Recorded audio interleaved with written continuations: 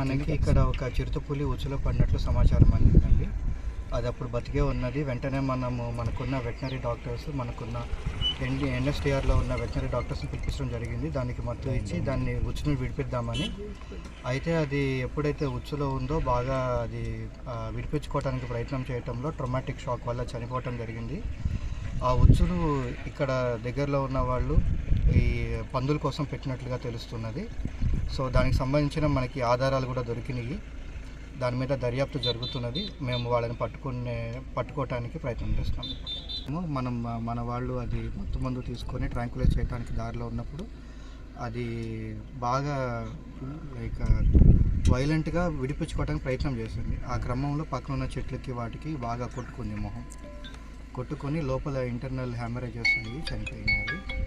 So ఇది ఇట్లాగా ఉచ్చులు పెట్టడం అనేది చాలా తప్పండి. అది మన వైల్డ్ లైఫ్ ప్రొటెక్షన్ యాక్ట్ ప్రకారం పెద్ద నేరం అది.